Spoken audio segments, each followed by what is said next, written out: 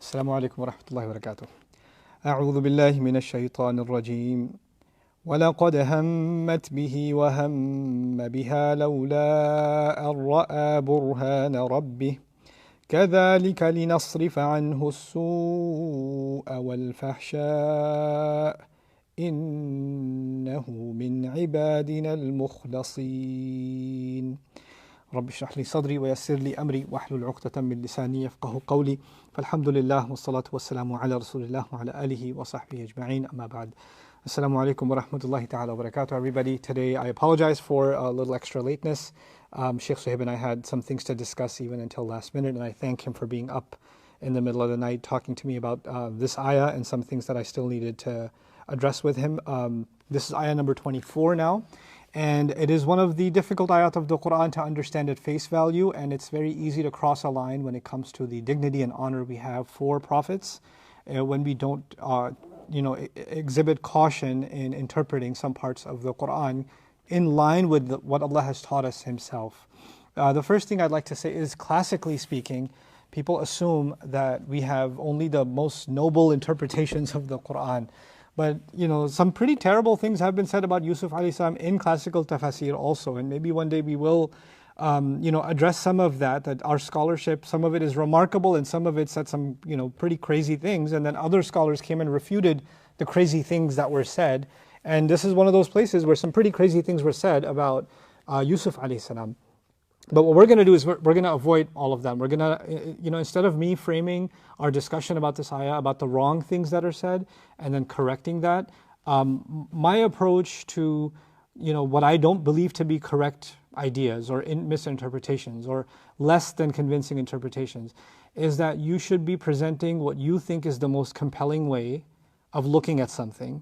You should provide your evidence and your rationale for why you're explaining things in this way, and then let that idea speak for itself. And what is wrong can get refuted without you ever having to refute it actually. And I personally, just as an approach in Islamic studies generally, that's been my approach. And in the study of the Quran also, because if you start saying, well, let me look at all the wrong ways this has been interpreted and then refute all the wrongs before I talk about the right, then you've focused the attention on the wrong. That's the first problem with that. The second problem is you've actually taken attention away from the ayah, because you're also saying that's not what the ayah says, that's not what the ayah says, that's not what the ayah says. So now you're discussing what people have said and you've kind of lost track of what Allah says. So that takes away from it too. The third is, when you go after somebody and say you're wrong and you're wrong and you're wrong, then that creates obviously room for argument. And so what is supposed to be a meaningful learning of the Quran, now it becomes a back and forth about who's right and who's wrong, all of which I find extremely unproductive. There's an academic setting for those sorts of things where you can go back and forth and have opposing points of view and all of that. That's fine. But really, as sincere students of the Quran, all of you, inshallah, some of you are just getting exposed to some things from the Quran. You're not really, you don't consider yourself Quran study students in that way. But when you get to the point where you say, you know what, I want to study this book, I want to spend some time learning what this book has to say, the fact is you are going to come across different people saying different things about what you're learning, right? That's just what's going to happen. And when that happens, my advice to you as a fellow student, I don't say teacher, as a fellow student, maybe I have a few years more than you do in the study, and maybe some of you watching have many more years in your studies than I do, but I won't call myself a scholar by any stretch of the imagination. And even if I'm calling myself a teacher, more a teacher of Arabic and much more an avid student of the Quran, as a student, my advice to you would be, try to understand to the best of your ability sincerely what Allah Azza wa Jalla is saying, and try to ask genuine questions with humility to Allah first. Humility to Allah. And that is exhibited in the way that we pose our questions. And then when you come to a conclusion that you think this is what Allah may mean, then you are convinced of that opinion, but also at the same time, you are open to being challenged for what you arrived at, because what you and I arrive at is, at the end of the day, a personal exercise of best judgment. This is to the best of my ability what I can understand. And maybe if somebody comes along and says, hey, what about this evidence, or what about this way of looking at it, and I had never considered it, or somebody else brings forth new evidence, our loyalty shouldn't be to our conclusions. Our loyalty should not be to our comfort zones. Our loyalty should be to Allah's word. وَكَلِمَةُ اللَّهِ هِيَ الْعُلْيَا. And our loyalty should be to the truth. So when compelling evidence, proper reasoning, you know, and I'm not just saying just any kind of reasoning, because people come up with all kinds of ridiculous reasoning that doesn't add up. But if you have proper academic reasoning to go with a certain position, then, you know, be sincere in that, even if somebody else doesn't like it. Anyhow, that's just on the side note. Let's get into the ayah itself. The last thing, just as a, you know, a recap of what we talked about in the previous ayah, she's made an attempt at him, and she's basically she hasn't taken an action yet. She's basically just said, hayta lak.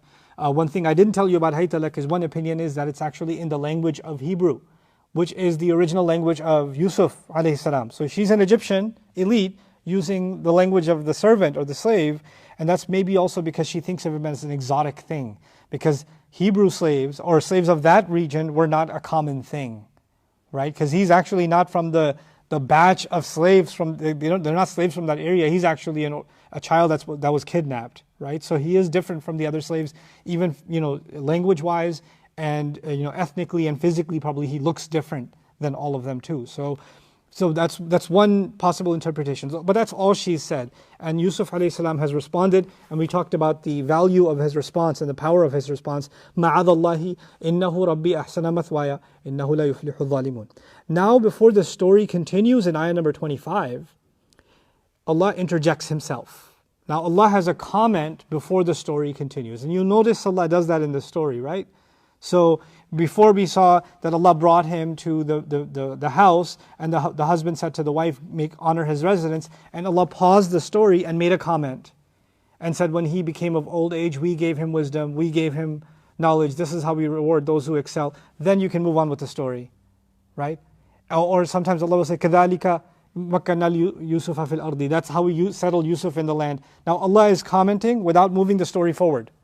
He's putting his you know, some things we need to think about before we think about what happened next, right? So storytelling in the Quran isn't just about this happened, then this happened, then this happened, then this happened.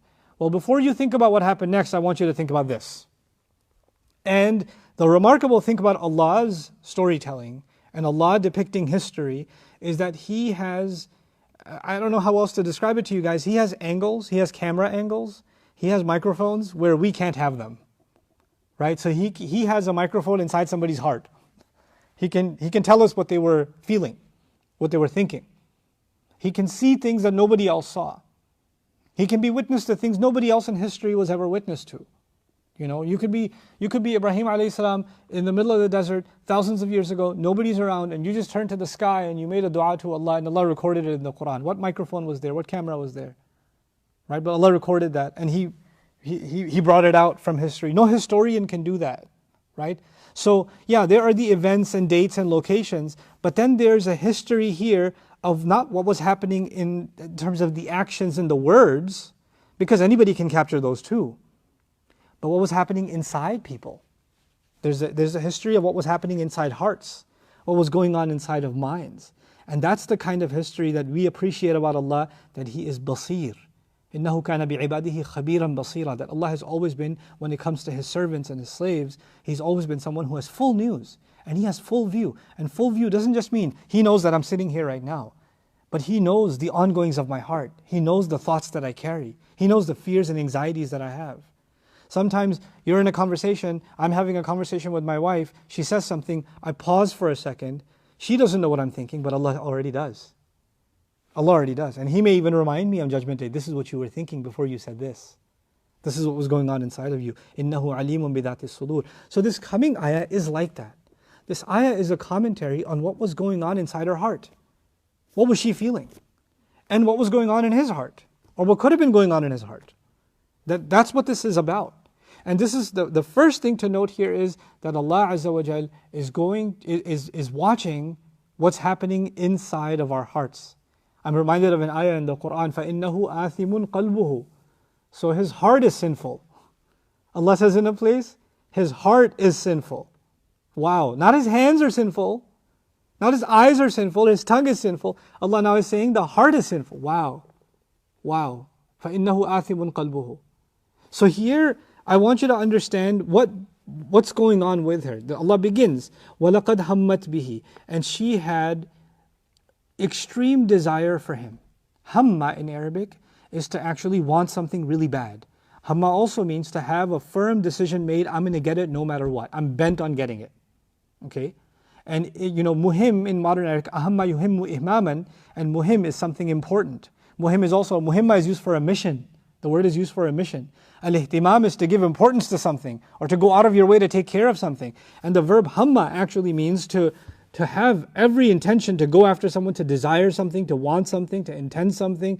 And if you translated this here, walaqad actually means, and truly, for sure it is a fact that she absolutely desired him.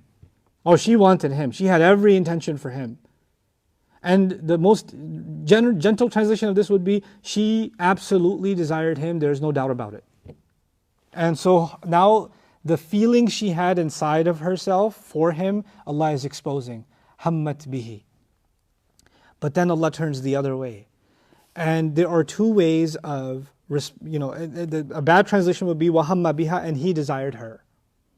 So she absolutely desired him and he desired her. Now, this he desired her part, the thing is, let me put this to you in English. If you say they desired each other, if you say it like that, they desired each other, then the verb desired was used once. Yes? But two people's feelings were described. When you say they desired each other, then two people's feelings are described, but the word is only used once. But look at the Quran. She absolutely desired him, and he desired her. If we translate it that way. How many times did you hear me use the word desired? Twice. Once for her and once for him. Now this, without getting technical, is a classical Arabic mechanism by which you could have said it once and covered both. Like I just said, you could say they desired each other. Okay? وَهَمَّ أَحَدُهُمَا الْآخَرِ, or بِالْآخَرِ. You could do that. وَهَمَّ أَحَدُهُمَا بِالْآخَرِ. You could do that.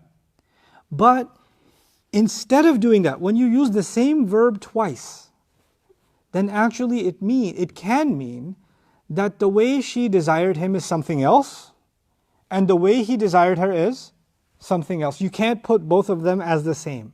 If they were the same, one word would have been enough to express what she feels and he feels, because their feelings are mutual, they're the same feeling. But the feelings are in their nature different from each other, and so they have been separated. That's the first difference. We still haven't arrived at a translation yet, or proper meaning yet, but I'm building the blocks. The first of them is the way that her desire is being described, linguistically speaking, is already being separated from whatever desire he may have felt. There's a separation. And we'll explore that separation in a little bit. The second is, وَلَقَدْ هَمَّتْ بِهِ. She absolutely, for certain, Allah swears by, desired him. There's an emphasis that's placed on her desire. But on his desire, it's not وَلَقَدْ هَمَّ بِهَا. No, it's just وَهَمَّ بِهَا, and he desired her too. So there's actually a huge amount of stress placed on her feelings, and not much stress placed on his feelings at all. Now, and by the way, there's another way to look at hamma biha. Given the Arabic, there's two grammatically possible ways, and some people feel that one of them is correct or the other is correct. Classically, both of them were looked at. If you study classical tafasir, both of them are very equally plausible interpretations. But to make it simple in English, here's what it means. One way of looking at it, and we're going to look at both and explore both, okay? One way of looking at it is, she absolutely desired him, and he desired her in his own way, in some way that we'll figure out. The other meaning is, and she absolutely desired him, and he would have desired her too. Not she desired him, but he desired her, but he would have desired her too. So his is not he did, but he would have. Yeah? Okay, but now we'll look at the harder one first. The second one, he would have desired her too, is what I'm personally inclined towards. But the first one also has benefit. And you may not expect that benefit because it sounds almost inappropriate to say this about a prophet, alayhi salam. But let's figure out how classically, like Imam Razi, for example, addressed this very beautifully. And I gave you this analogy yesterday. I thought this was actually, because the first time I read it was in Ma'arif al-Quran by Mufti Muhammad Shafi, rahimahullah's tafsir in Urdu. But actually he took it from Imam Fakhruddin al-Razi. Sheikh Sahib mentioned it's actually mentioned in the Razi too. So what is this analogy he gives? He says a believer is not held sinful for feeling thirst while fasting. A believer is not held sinful for even, feeling hunger while fasting. He can feel it because he's human, but he's not sinful because he didn't act on it. So his desire could be the fact that he's a man, the fact that he's a young man, the fact that he is not married, the fact that there's a beautiful woman in front of him, but physiologically, biologically, you can feel attraction towards another female. A male can feel attraction for a female, and female can feel attraction towards a male. The feeling of attraction, the feeling of desire does not make you a sinner. That's something Allah put in you. That's not something you have control over. If you look at someone and you found them attractive, you can look away. What you do after that, you can be held accountable for. But the fact that you found them attractive is not a sin. You understand? Like the fact that you found them desirable is not something that's held against you. So the hamma biha could simply just mean he was attracted to her too, but he stopped himself. He found her attractive too, and that's not something he can be held sinful for. You can't say he is so righteous that he didn't even find her attractive. Maybe Allah is in fact validating that she was very beautiful by those words, that he did in fact find her attractive. And that makes his following course of action even more remarkable. Now, before we go further, I tried to tell you that her desire and his desire are different. So how are they different now? She felt a desire, she let that desire linger in her mind, she let that desire turn into some kind of a fantasy, she let that desire turning into something so crazy that she's locking the doors and doing all the crazy stuff that she did. All of that, yes. On the flip side, maybe even when Yusuf a.s. came of age and became a man and noticed that she's beautiful, he's guarding his eyes every single time, not even entertaining the thought. Because he knows there's something there, that he's a human being. Allah did not create him an angel. He created him a human being. He has physical desires and he's going to guard himself in every possible way. And he's been acting accordingly because he knows his humanness. And this is actually a very powerful lesson. Even if a prophet can feel attraction and therefore take proper measures and precautions, yeah? Then you and I can't say, what are you trying to say? That's just a sister in Islam. I'm just talking to a sister in Islam. You questioning my intentions, bro? No, but if Yusuf a.s. is going to take extra caution, then I don't think we're immune. If there are interactions in which, we do this sister business, brother business, let's get that out of the way for a second. All of us are children of Adam a.s., so technically all human beings are brothers and sisters to each other. But, just because somebody's wearing a hijab or some guy has a beard and you call him brother Rafiq and sister Fatima or sister this or brother that, they're not your brother, they're not your sister. If you can marry them, and if it's halal to marry them, and if you can feel attracted towards them, then cut out the brother and sister thing. You can respect somebody, and you can think of them as, فَإِخْوَانُكُمْ فِي الدِّينِ, they're your brothers in faith. But that just means that you have a common faith between them. But when you call someone brother, you assume that there is no possibility of any wrongdoing. This is a trick of shaitan, using a good word to justify behavior that will lead to evil. So the sister-brother business is pretty fake sometimes. And it's no good. It's no good. And we're on top of all of it, everything else, we're actually dishonoring the terms. Because if they are your brother in faith and your sister in faith, then you and I should be doing everything to guard each other's faith, not put ourselves in compromising positions in each other's faith. So anyway, so that's one way of looking at it, that he may have found her attractive, and then he still guarded himself. Yeah. The other is, he didn't even desire her at all. He would have. If he even allowed that thought. So the question isn't about actions, because we know he didn't take any action that's wrong. The difference of opinion here is, did he even entertain the thought? Or did he not entertain the thought? So one idea is, even if the thought occurred to him for a glimpse that she's beautiful beforehand, that he prevented himself from ever entertaining it further. The other is, he would have entertained this thought. He would have had desire the same way she has desire for him too. And then you appreciate the next part, the would have. لَوْلَا أَرَّآ بُرْهَانَ رَبِّهِ, had it not been for the glaring evidence of his master that he saw. Had it not been for the glaring evidence of his master that he saw. In other words, he would have had desire for her if she put him in this compromised position, but something stopped him. And according to Allah, what stopped him, he would have become this way had he been missing something. had he been missing some kind of protection. As if to say, he would have fallen under this attack had he not had the proper shield. And what's that shield that Allah is describing that our beloved Yusuf ﷺ had? He saw the burhan, which I call the glaring evidence of his master. Barhana in Arabic is something clear, beautiful. Something clear and beautiful. It's something that's attractive also. It's an interesting word. And burhan is used for evidence that is clear, the sense of which is obvious and self-evident. The thing is, he's in a situation where your feelings can become pretty confusing. And in the middle of those feelings, he's able to see.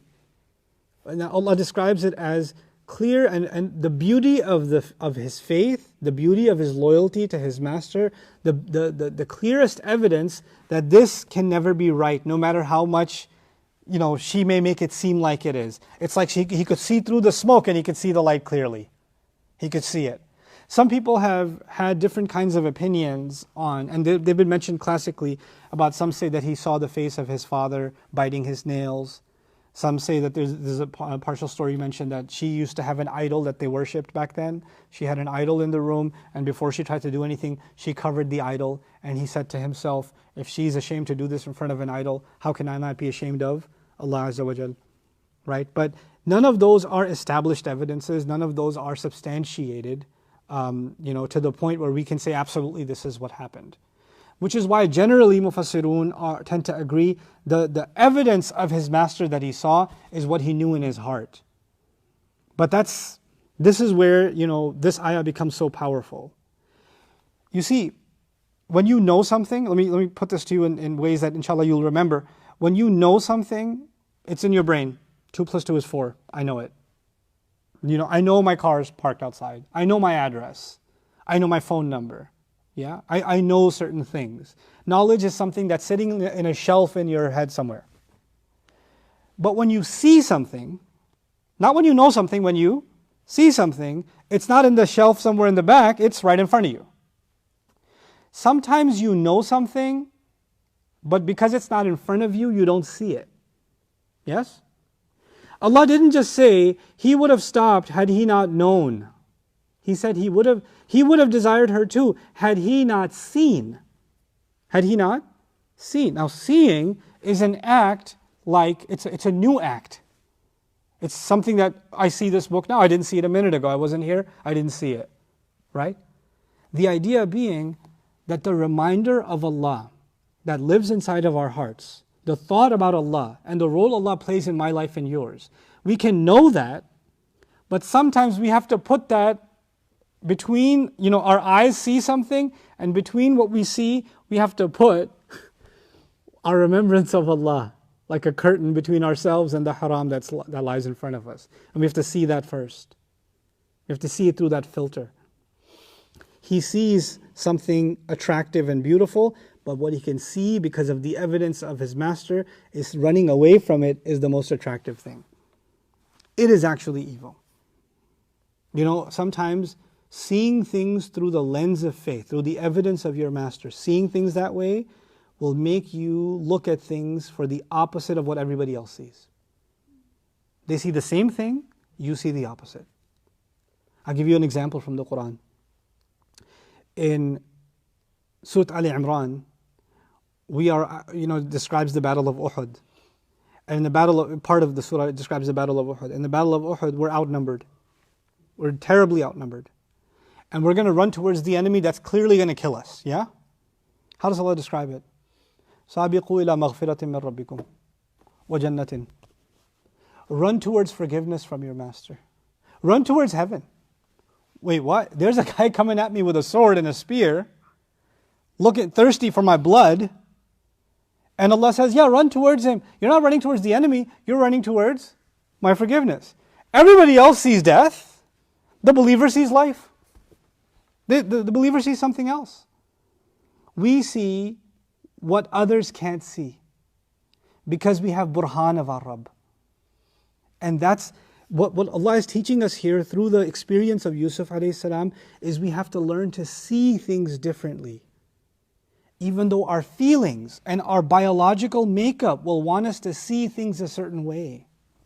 This is desirable. This is what you want. This is so beautiful. You should just go for it. But you can see that. But your heart is telling you, your faith is telling you, no, what you see as beautiful is actually, ulaika, like Allah describes in one place, when He describes that men should not marry mushrik women, right? And He says sometimes you love her so much and you're so impressed by her, but the fact that she's calling to the fire, that she wants you to change your religion even. He says, ulaika yad'una ila an-nar. They're inviting you to the fire.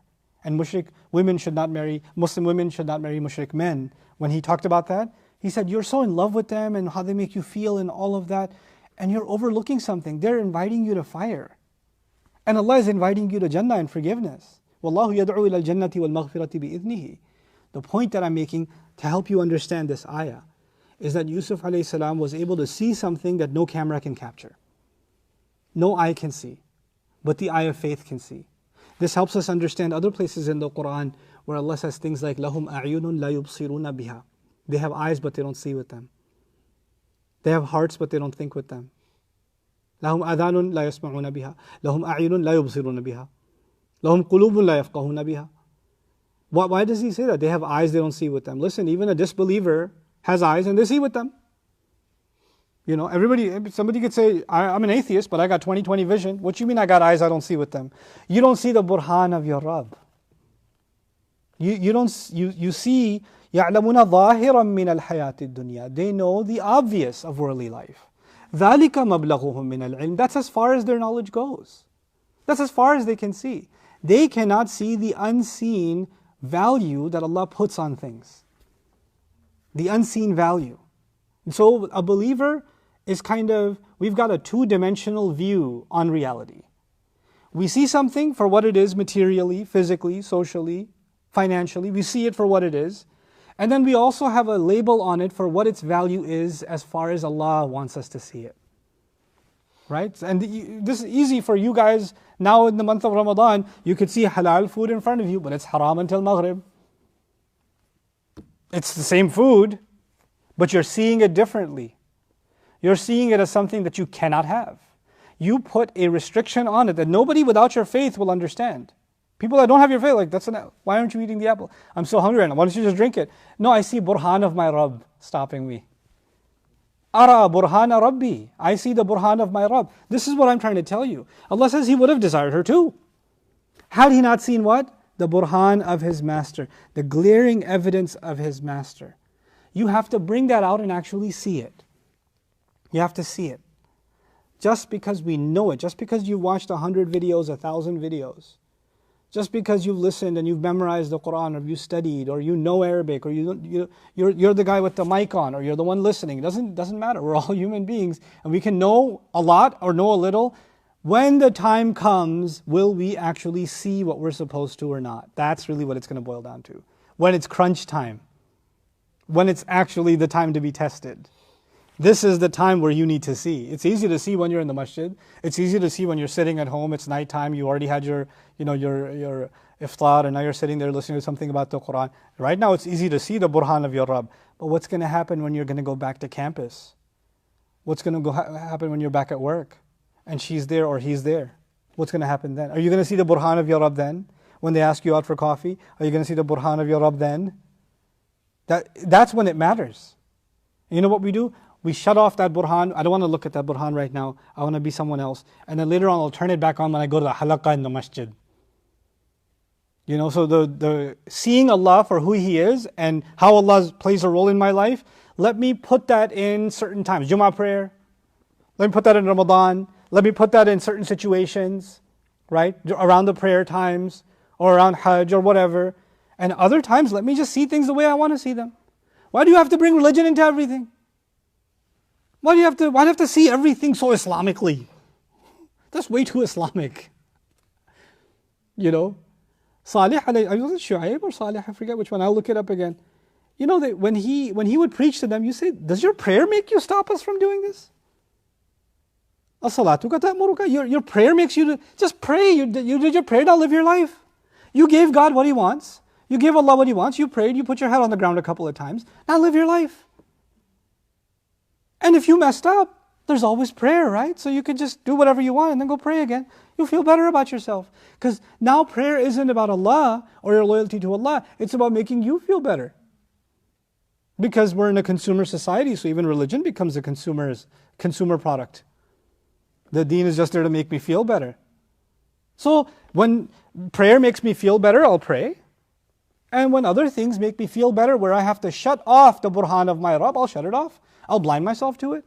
لَوْلَا أَرَّأَى بُرْهَانَ رَبِّهِ, then therefore means no one is immune. Even a prophet of Allah has to see the burhan for himself at that time. And the remarkable thing in this ayah, I was mentioning to Shaykh Suhaib also, is that it's attributed to Yusuf himself.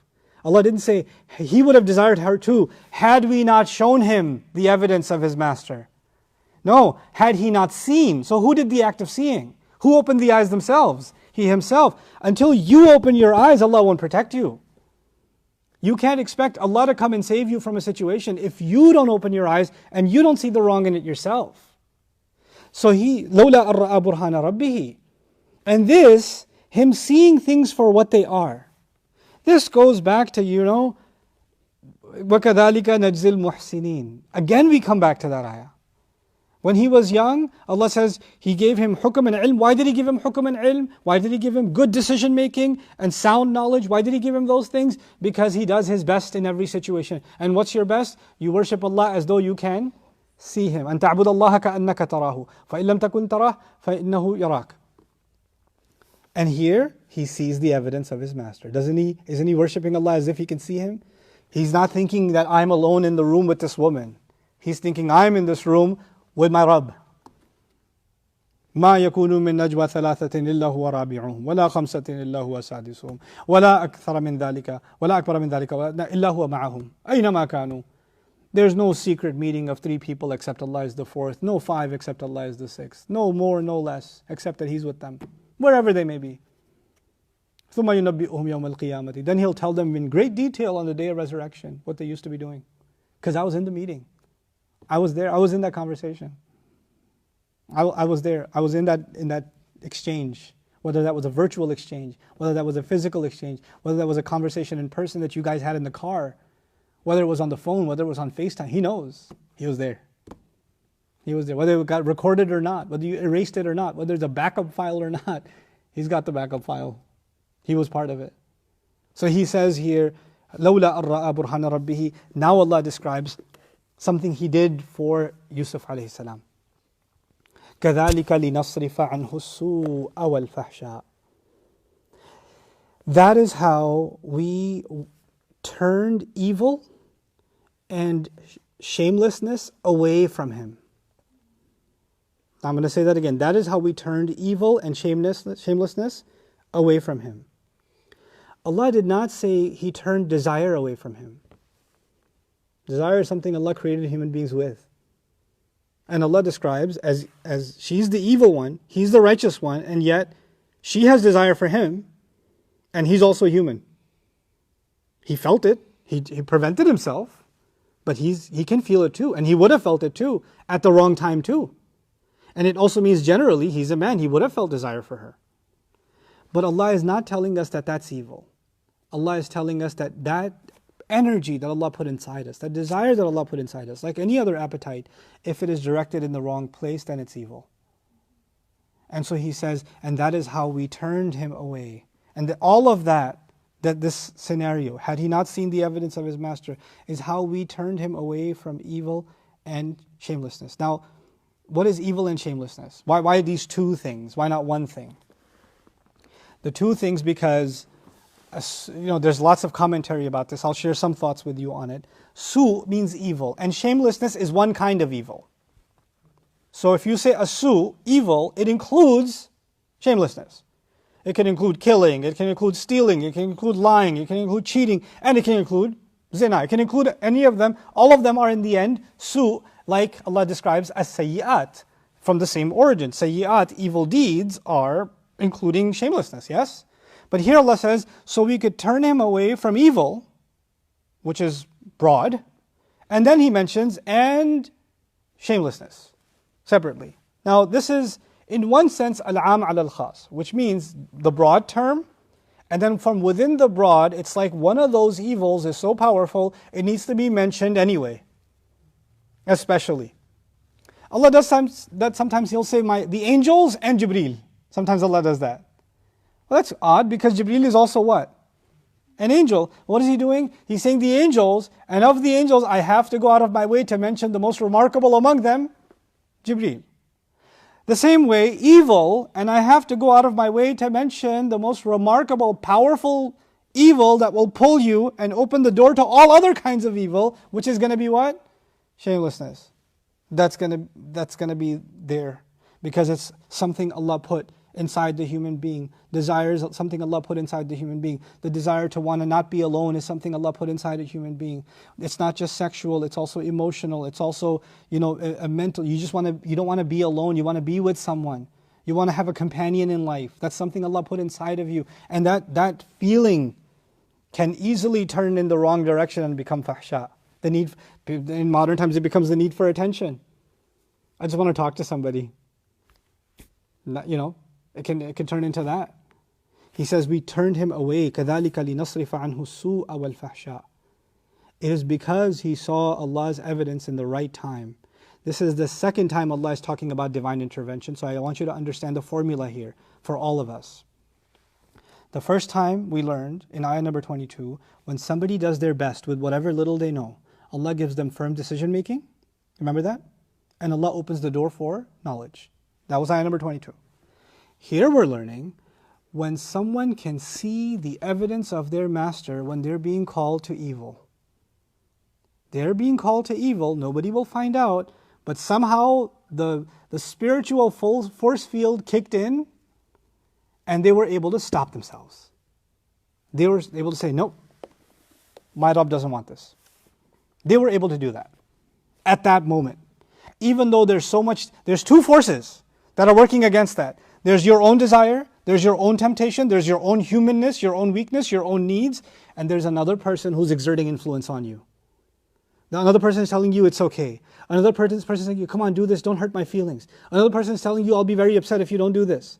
They're putting some kind of emotional pressure on you, psychological pressure. They're playing some kind of game with you. So there's you inside wanting something, and there's someone on the outside wanting something from you. They're both pushing in that direction, and the only thing keeping you from going that way is a burhan of your Rabb pushing this way back.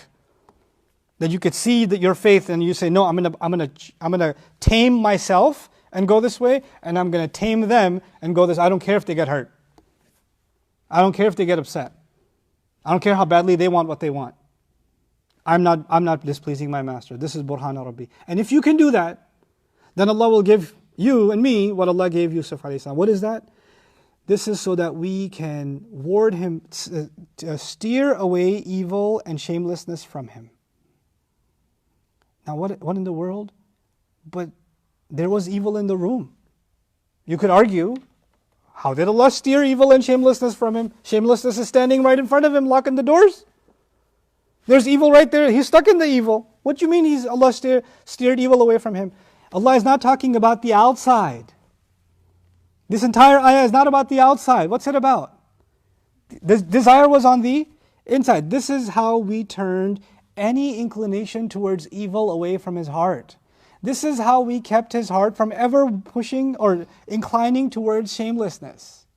This is how we pushed him away from all of it, because he sees the burhan of his Rabb.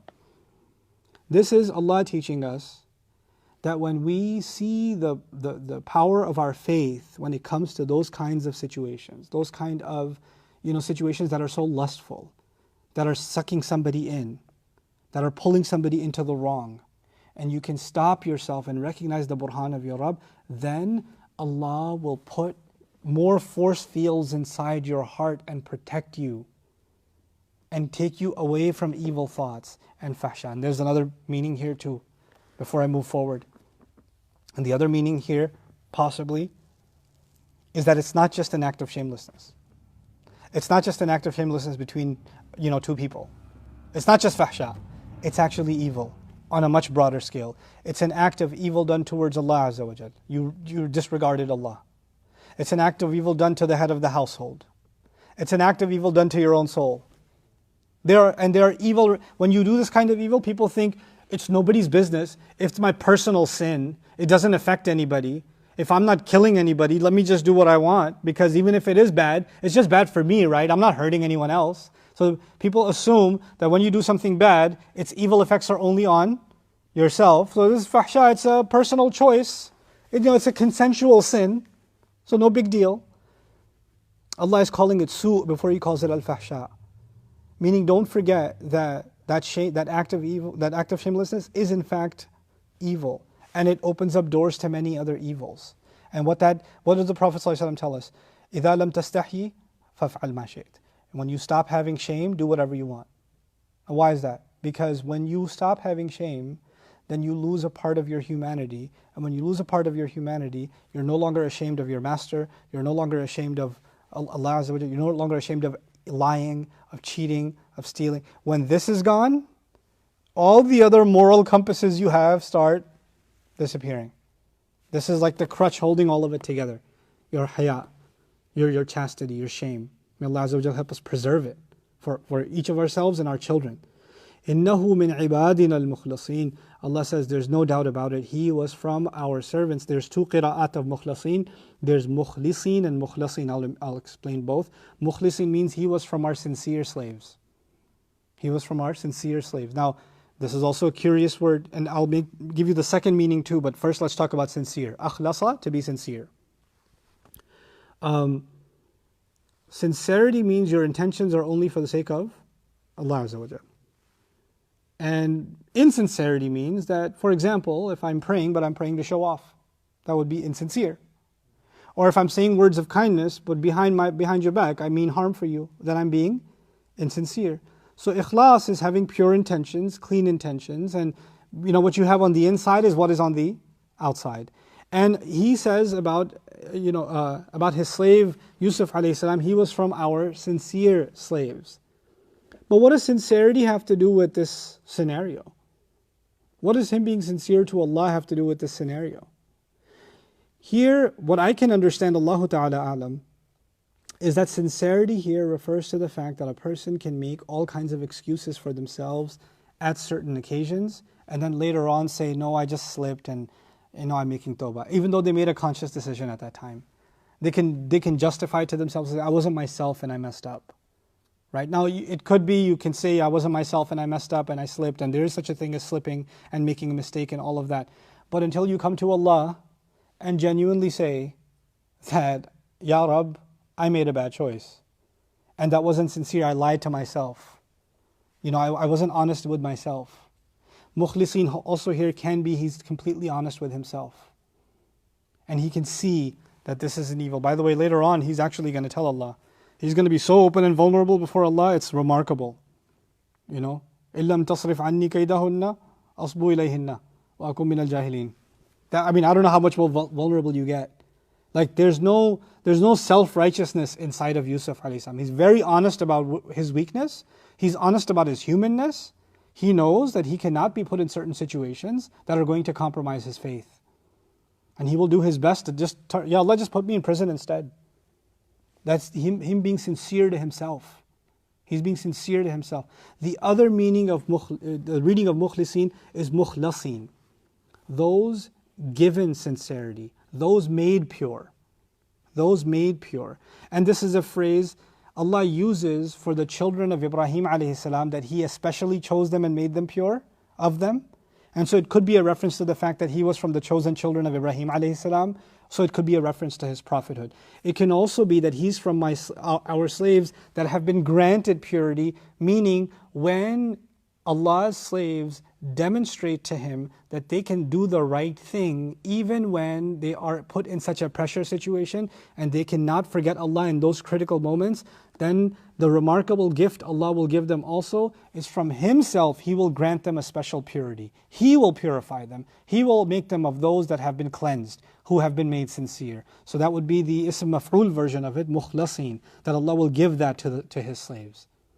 Meaning, I'm not that good of a person, but since I made a good choice, and Allah saw that I made a good choice, Allah makes me a better person. Put it simply.